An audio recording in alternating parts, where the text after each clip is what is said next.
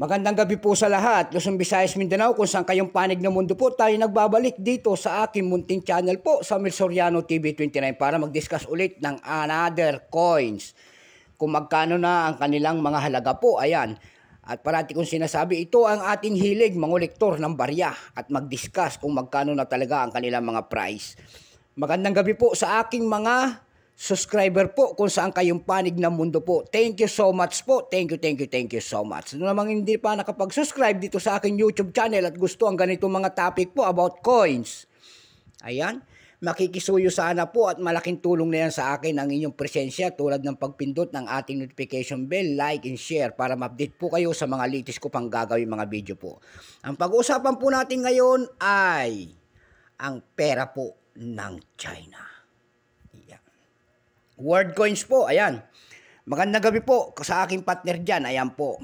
Ayan, magkumain ka na dyan, partner. At saka yung aking mga kapatid dyan sa MMJ, ayan. At saka doon sa aking mother, Dumpay, Basista, Pangasinan po, Masantos, na labid si kayo namin. Ang ating pag-usapan po ay 2012, ayan.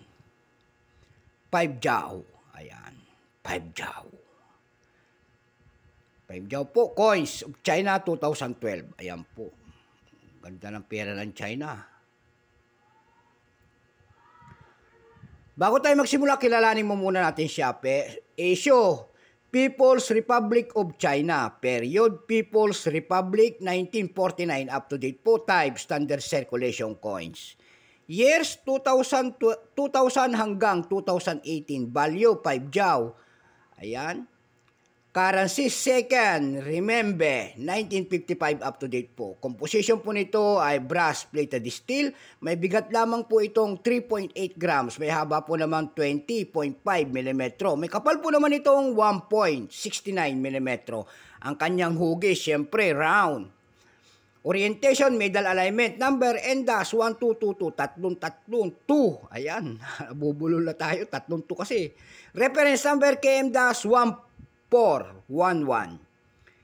Ayan. Ito pong ginawa sa barya na po ito po ay 17%.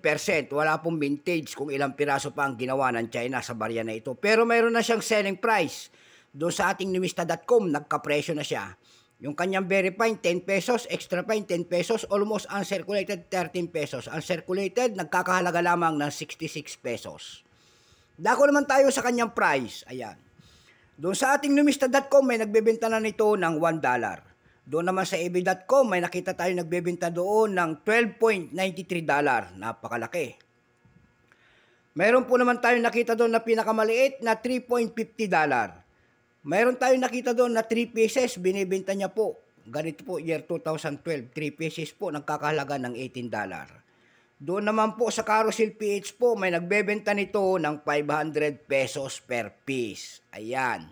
Yan lang po ang aking may babahaging presyo ng coins ng China ito at mahal pala ito. Ayan po. Tingnan nyo naman ang mga presyo sa Carousel. May nagbebenta na ng 500. Tingnan nyo ang liit na yan. Ayan. Sumaligaya ho tayo magbigay ng presyo ang mga hawak nating coins kung nakapasok na po tayo sa mga platform para magbenta. Ayan po. So hanggang dito na lamang po, Luzon, Visayas, Mindanao, kung saan kayong panig ng mundo po. Keep safe po sa lahat and God bless.